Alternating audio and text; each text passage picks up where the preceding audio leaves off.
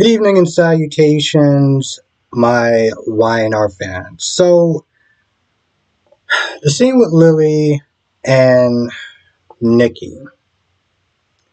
Now, there's this scene that in some ways seemed like it's separate. In other ways, I feel like it just kind of fed off of my first theory, which being whenever Nikki sits there and talk about Catherine, it's this way of lowering her defenses, getting her to sit there and come across as more human and everything. Meanwhile, she is practically plotting to take over the company, take over your job, and hope that you sit there and stay there. That's what she's doing while she is talking about these letters and memories and stuff like that and having all this tearful stuff, which I get that they both loved her and they missed her and everything like that. But, again, for me, like I said before, it just comes across as a very slimy business tactic. And then, on top of that, the scene also kind of goes over my head a little bit. See, I wasn't watching it during that time, right?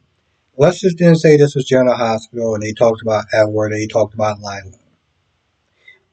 I would get it more because I remember seeing Lila on the show. I remember when they actually had the funeral. It didn't feel like just part of the show. It felt like a genuine, actual funeral.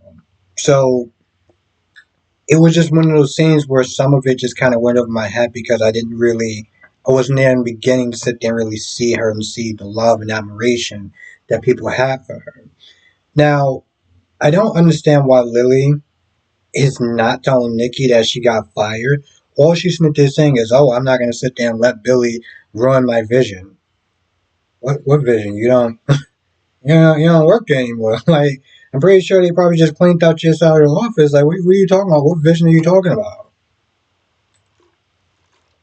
And at some point, Billy does come there to, I don't know, Sharon's coffee house or coffee place. Nikki leaves, and they get into a back and forth.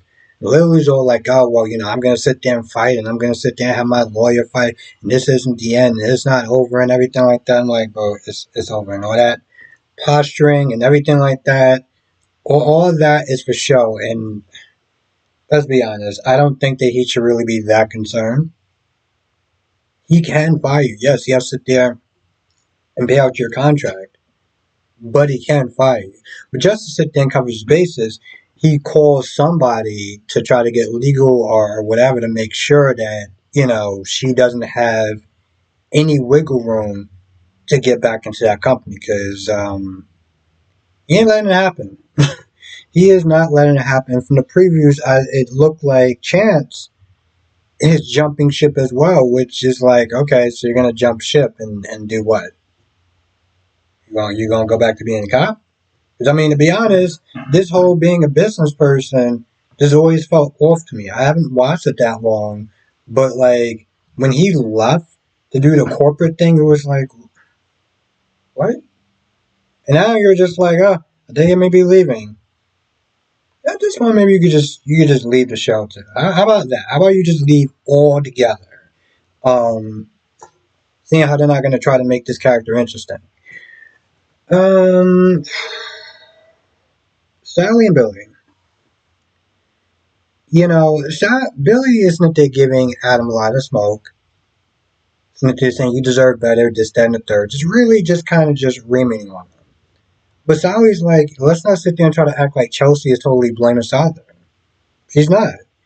I think for him, he's having a hard time reconciling the fact that, and granted, he did sit there and tell her about their past, about Adam and Chelsea's past with him, which she didn't know about.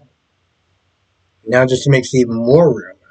And towards the end, at some point, she does wind up running into Chelsea, and is like, "I don't think that I can get past this." I blame her. I do not blame her. Cheating is, I feel like in a relationship is probably like the second highest sin. There's another sin that I YouTube purpose. We'll sit there and say maybe R word, right? But that's like the second biggest sin that I feel like you just can't get past. So it makes sense that she can't get past that. Um, Now Sally, I mean not Sally, Adam and Chelsea at some point need to sit there and tell Connor about this whole mess because they're having fun, family time, they're having a good time and everything. And there's a point where after Connor sits there and plays this game of trivia for some odd reason, which is like, oh, okay. And all it is just that they're trying to remember things about him or whatever, and it's like, okay, fine.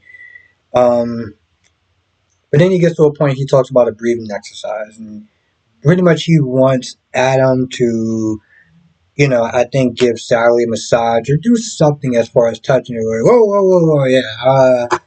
I think I gotta get to work. I got something to do, whatever. And he's just kind of just like, what the hell? Like my whole thing is like, that's gonna happen one too many times, and he's going to pick up on it. And it's one of those things where it's like, I get that they don't want to mess up his recovery or anything like that, but I'm like, he's going to find out sooner or later. You might as well just sit there and rip off the band-aid and just get it out the way.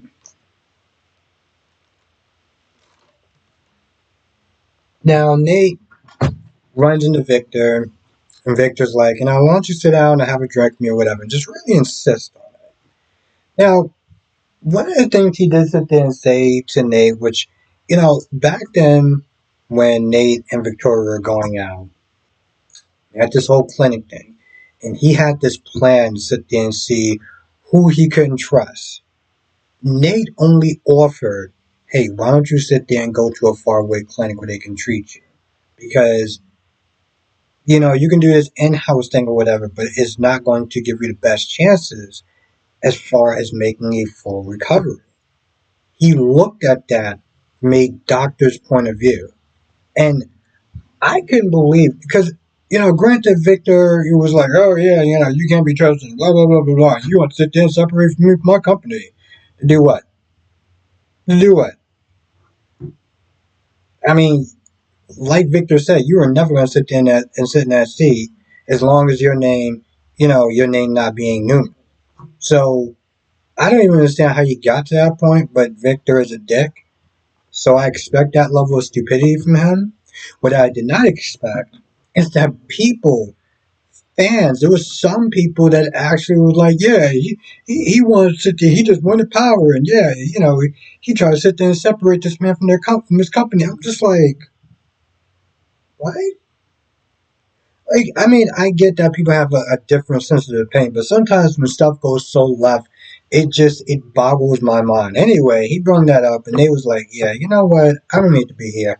I don't need to deal with this. I don't need to sit there and deal with a lecture.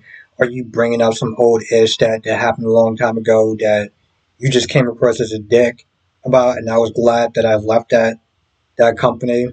I'm trying to keep this PG-13, but then Victor's like, you sit there and try to get Lily out the clutches of Billy and everything like that, get it back to the family and everything. And, granted, Victor's not there pushing so hard. Because what I feel is that he knows that Lily's not going to be okay with somebody coming in and telling her what to do. Having Nikki come in there and tell her what to do. So at least at this point, she can go back with the family and she won't be out on her ass. So that's why he keeps insisting on it. And they's like, listen, I don't make up her mind. She makes her own mind. She's a grown ass woman. Whatever she decides is what she decides. And he just kind of ends it like that and just kind of leaves.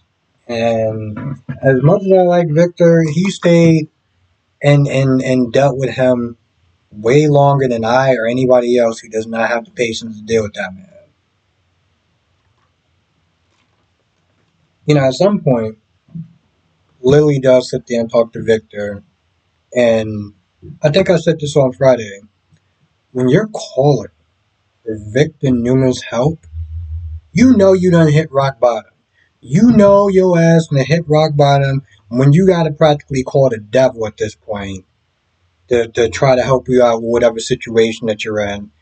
This case being Billy and getting Billy Boy out the company. Well, it's kind of sad, right? I mean, at one point they were dating. They were like romantically involved and everything like that.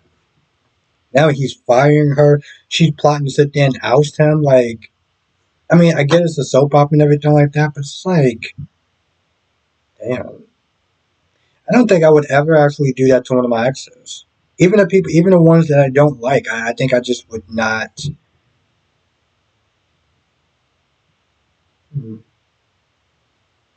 Maybe I would.